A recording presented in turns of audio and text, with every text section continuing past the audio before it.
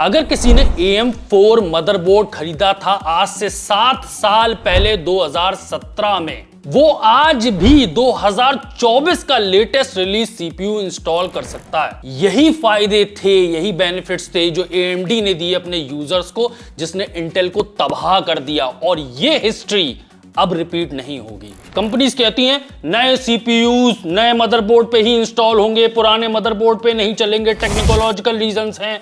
Actually में सच्चाई ये है, टेक्नोलॉजिकल रीजंस नहीं है, प्रॉफिटेबिलिटी है। कंपनी का अपना फायदा है। कंपनीज चाहती हैं कि अगर आपको अपग्रेड करना पड़े तो आप नए सीपीयू के साथ साथ नया मदरबोर्ड भी खरीदो उनका। इंटेल ने ये सालों तक किया है। लेकिन इस वीडियो में हम जानने की कोशिश करेंगे कि लोग आज भी 2024 में AM4 मदरबोर्ड्स क्यों खरीद रहे हैं, जबकि AM5 मदरबोर्ड्स आ चुके हैं, कुछ साल भी हो चुके हैं। देखिए, वीडियो की शुरुआत में मैं बहुत साफ साफ बात करना चाहता हूं। AM4 is still a very good platform for gamers and specially for budget builders. आपको अच्छी परफॉर्मेंस मिलती है और अच्छे प्राइस पे मिलती है। उसके ऊपर आपके पास अभी भी चॉइस है कि AM4 मदरबोर्ड पे आप Ryzen 7 और Ryzen 9 जैसे बड़े सीपीयूज लगा सको।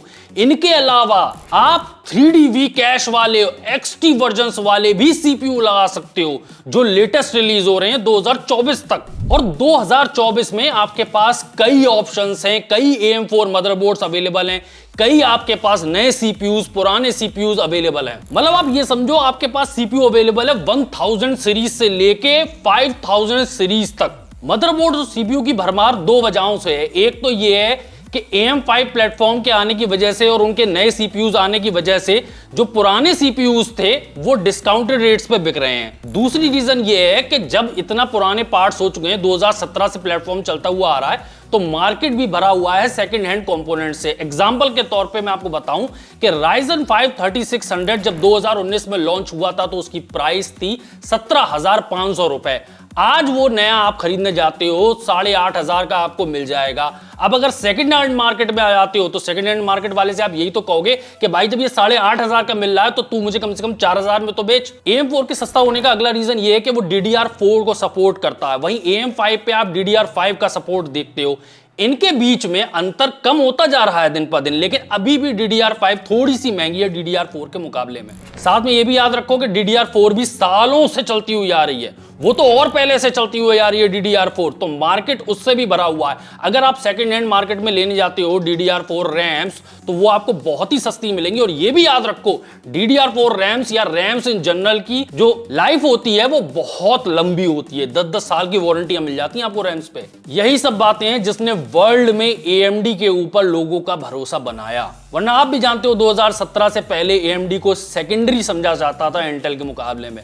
और आज हालात ये हैं कि लोग ये पूछ रहे हैं कि AM4 लूं या AM5 लूं। इंटेल की बात थोड़ी कम कर रहा है। मैं आपको सही बता रहा हूं, AMD ने एक स्टैंडर्ड सेट कर दिया है। भविष्य में लोग जब बात करेंगे फ्यूचर प्रूफिंग की तो वो AM4 प्लेटफॉर्म और AMD की बात करेंगे। क्या आप चाहते हैं अपने जीवन में रंग और मजा, तो मिलिए मिक्सटर से जो लाया है आपके स्मार्टफोन, दीवार और कंप्यूटर टेबल के लिए शानदार प्रोडक्ट्स। मिक्सटर भारत की सबसे पुरानी वेबसाइट्स में से है जो मेटल पोस्टर बेच रही है। आपने जो सालों तक मेरे पास नारुतो का मेटल पोस्टर देखा है वो इसी वेबसाइट से खरीदा हुआ है। इसके अलावा जो ट्री वाला मेटल पोस्टर आप देख रहे हो वो एक AI जनरेटेड इमेज है, यानी मिक्सटर पे आप जो भी प्रोडक्ट्स लेते हो अपनी कस्टम इमेज उस पर छपवा सकते हो। मेटल पोस्टर के सबसे बड़े फायदे ये हैं कि बहुत ही मजबूत होता है, इसमें कलर चटक होते हैं और सालों तक रंग फेड नहीं होता। मिक्सटर पे ग्लास फोन कवर भी उपलब्ध है जो शानदार और हल्का है। आपके स्मार्टफोन पर सभी बटन, पोर्ट, कैमरा, स्पीकर और माइक्रोफोन आसानी से फिट हो जाते हैं। वायरलेस चार्जिंग भी सपोर्ट करता है, यानी कि प्रोटेक्शन के साथ आर्ट भी फ्री। और ये सभी कंपनी के फोनों के लिए अवेलेबल है, जैसे एप्पल, OnePlus, सैमसंग, Xiaomi। मुझे नहीं पता था कि अगर मैं एक्सेल साइज का माउस पैड ऑर्डर करूंगा तो इतना बड़ा माउस पैड आएगा कि पूरी टेबल कवर हो जाएगी। और मुझे ये कलरफुल एनीमे थीम वाला माउस पैड बहुत पसंद आया है। इस माउस पैड का प्रिंट, कलर और मटेरियल क्वालिटी बहुत ही अच्छी है। अगर आपको 10% का डिस्काउंट चाहिए तो यूज कीजिए डिस्काउंट कोड INTGAMER10। मिक्सटर के साथ लाएं अपने जीवन में रंग और पाएं शानदार प्रोडक्ट्स। लिंक्स डिस्क्रिप्शन में है। वैसे बहुत तारीफ कर दी ना मैंने AMD की, वैसे सच बताऊं दूध का धुला AMD भी नहीं है। इन्होंने क्या किया, जब Zen 3 CPUs लॉन्च करे तो उन्हें अपने लेटेस्ट मदरबोर्ड्स पे रिस्ट्रिक्ट कर दिया कि पुराने मदरबोर्ड्स में नहीं चलेगा, नए CPU है। टेक्नोलॉजिकल रीजंस की वजह से, बायोस लिमिटेशंस की वजह से ये नए मदरबोर्ड पे ही चलेंगे। लोगों ने कंप्लेंट करी, सो ही फटाफट बायोस अपने सही हो गए और पुराने मदरबोर्ड पे आपके नए CPU भी चलने लगे।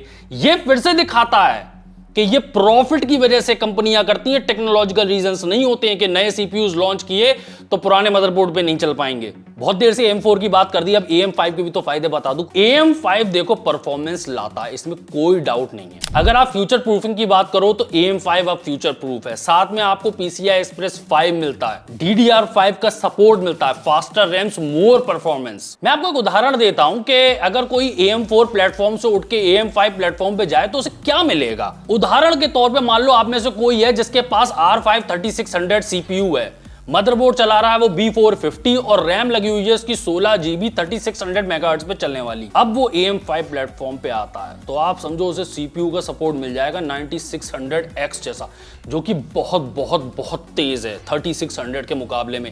गेमिंग में साफ परफॉर्मेंस आपको इंक्रीज होती हुई दिखाई देगी। DDR5 रैम्स लगा सकते हो आप, मान लो 5600 मेगाहर्ट्ज पे चलने वाली रैम लगाई, जो कि साफ आपको गेमिंग में, वीडियो एडिटिंग में, 3D रेंडरिंग में साफ फायदा दिखाएगी। फ्यूचर प्रूफिंग की बात चलती है तो PCI Express 5 का आपको सपोर्ट मिलेगा। भविष्य में आने वाले अगर बड़े GPU लगाने हैं आपको तो बड़ा ग्राफिक कार्ड PCI Express 5 का सपोर्ट मांग सकता है, वो भी आपके पास अवेलेबल है। साथ में PCI Express 5 का अभी आपको फायदा मिल जाएगा कि आप latest super ultra fast SSDs install कर सकते हो। तो फिर 2024 में मैंने AM4 प्लेटफॉर्म क्यों चूज किया? मैंने इतना महंगा MSI की तरफ से आने वाला उनकी मैग सीरीज का X570S as max wifi motherboard क्यों, इतना फीचर रिच मदरबोर्ड क्यों लिया है? मेरी कहानी आप में से कई लोगों की कहानी के जैसी है, इसलिए गौर से सुनिएगा।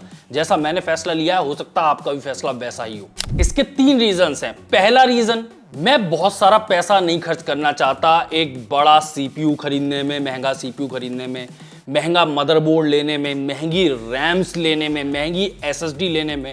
मैं सारा पैसा बचा के एक बार को ग्राफिक कार्ड में लगा सकता हूं। मेरे पास पहले से ही कई DDR4 रैम्स हैं, कई CPUs हैं 3000 और 5000 सीरीज के, जैसे R3 3200G, R5 3600, R5 5600, R950 950X और कई ऐसे CPUs जो कि ऑलरेडी सारे के सारे कंपेटेबल हैं। जितने भी AM4 मदरबोर्ड्स हैं, मेरे पास कई AM4 मदरबोर्ड्स हैं, जैसे X570, X470, B550, A320, A520। मैं किसी भी PC का CPU उठा के किसी भी PC के मदरबोर्ड में लगा सकता हूं, सब कंप्यूटर चलेंगे आपस में। एक एग्जांपल देना चाहूंगा, जैसे कि मान लो मेरा एडिटर है, वो बहुत ही हैवी वीडियो एडिटिंग प्रोजेक्ट कर रहा है, वो कहता है भाई अपना 5950X दे दो, इसमें जरूरत हो रही है। मेरे को 5 मिनट लगेंगे, अपना 5950X निकालूंगा, उसका जो भी कमजोर CPU मैं अपने कंप्यूटर में लगा लूंगा। साथ में जरूरत पड़ेगी तो मेरे पास DDR4 वाली 32 GB रैम है, वो भी उसको दे दूंगा कि चल भाई अपनी कम रैम दे दे, 16 GB 8 GB जो भी है, तब तक मैं काम चला लूंगा, तू अपना ये हैवी PC बना के चला ले। तीसरा रीजन है जो कि बहुत इंपॉर्टेंट रीजन है, अगर हमारे कोई भी कंप्यूटर में कोई भी पार्ट खराब हो जाता है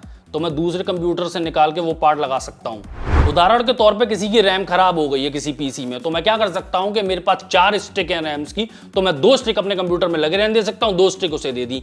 ये सारे बेनिफिट्स अगर AM5 प्लेटफॉर्म पे चला गया तो मैं कैसे कर पाऊंगा? वहां तो रैम अलग है, मदरबोर्ड अलग है, CPUs अलग हैं, मेरा एग्जिस्टिंग सिस्टम है उसके साथ वो काम नहीं होगा। इसी तरह आप में से कई लोग ऑलरेडी AM4 प्लेटफॉर्म पे हो, आपने इन्वेस्ट किया था एक अच्छे हार्डवेयर में, अच्छा मदरबोर्ड ऑलरेडी है, आपके पास 32 GB DDR4 रैम्स हैं, पूरी फास्ट SSD जितना बना सकते थे आपने PC बना रखा है। बस आप ये था कि R5 3600 लगा हुआ था, अब आपको परफॉर्मेंस बढ़ानी है तो आप चले गए R950 900 XT पे, सिर्फ CPU बदलना पड़ा आपको। अब ये सब सुनने के बाद 2 सवाल खड़े होते हैं, मतलब 2-4 दिखा रहा हूं, 2 सवाल खड़े होते हैं। क्या मैं IG नए प्लेटफॉर्म पे जाऊंगा ही नहीं, AM5 टच ही नहीं करूंगा, मैं 650 जैसे मदरबोर्ड खरीदूंगा ही नहीं, मैं 7000 9000 8000 सीरीज के CPUs टच ही नहीं करूंगा। और आप अगर एक नया PC बना रहे हो 2024 में, बिल्कुल नया PC बना रहे हो, तो आपको क्या चूज करना चाहिए, AM4 या AM5? देखो मैं तो खरीदूंगा AM5 भी खरीदूंगा, क्योंकि मुझे लेटेस्ट और ग्रेटेस्ट की जरूरत रहती है,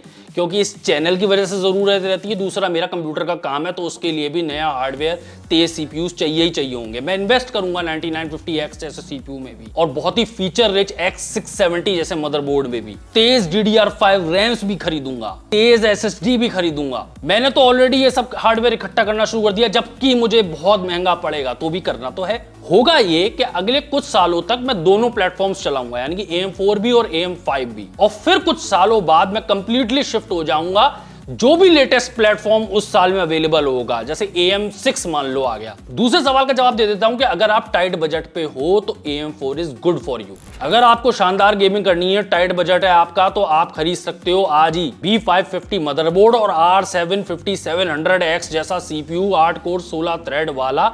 ये कॉम्बिनेशन आपको मेरे ख्याल से 25,000 का पड़ जाएगा। शानदार गेमिंग और शानदार एडिटिंग। और आप कह रहे हो आईजी मेरी तो लगी पड़ी है, बहुत ही टाइट बजट है, बहुत ही टाइट बजट है, तो आप A520 खरीद सकते हो। R5 3600 जैसा कॉम्बिनेशन, वो आपको 14,000 का पड़ जाएगा, वो भी अच्छी गेमिंग करवा देगा। दूसरा, जब आपका टाइट बजट होता है ना, तो आप फ्यूचर प्रूफिंग के बारे में बात नहीं करते। कई लोग पूछते हैं बहुत ही सस्ते सीपीयूज और मदरबोर्ड पे कि क्या ये फ्यूचर प्रूफ है।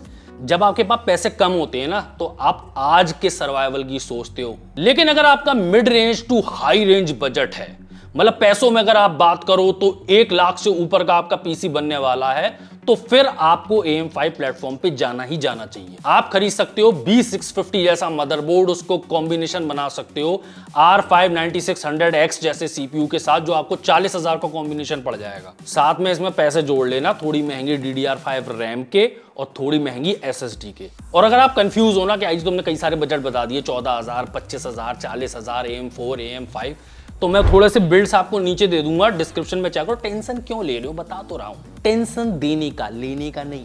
और एक बात आप भूल जाते हो कि AM4 मदरबोर्ड मैंने जैसे खरीदा है, एक फीचर रिच पावरफुल। मेरे पास बड़े सीपीयूज हैं, मेरे को बड़ा ही मदरबोर्ड लगेगा, क्योंकि मुझे पावर डिलीवरी अच्छी चाहिए। मुझे कई सारे पोर्ट्स चाहिए उस मदरबोर्ड पे, अंदर भी चाहिए मदरबोर्ड के और बाहर भी चाहिए। मुझे USB-C चाहिए उससे। इसलिए मैंने शानदार MSI की मैक्स सीरीज का X570S मदरबोर्ड लिया है, क्योंकि मुझे एक ताकतवर मदरबोर्ड एक अच्छे प्राइस पे अवेलेबल हो गया। अगर आप कहोगे ना कि IG ये AM4 वाला जो मदरबोर्ड है उसमें क्या क्या एक्स्ट्रा फीचर्स हैं, थोड़े से एक इंट्रो वीडियो बना दो कि क्या क्या फीचर्स चाहिए होते हैं, तुम्हें क्या चाहिए और हमें क्या जरूरत हो सकती है, इस पे एक वीडियो बना दो। तो अगर आप कहोगे तो मैं बना दूंगा कि उस मदरबोर्ड पे क्या क्या फीचर्स आते हैं एक्स्ट्रा, जो हम एक्स्ट्रा इतना पैसा दे रहे हैं। आपके क्या विचार हैं, AM4 वाला बिल्ड करोगे पीसी का या AM5 वाला बिल्ड करोगे? कमेंट्स में अपने व्यूज बताइएगा। मैं हूं IG, आप देख रहे हैं इंडियन गेमर चैनल। मिलता हूं अगले वीडियो में, तब तक के लिए गुड बाय, टाटा।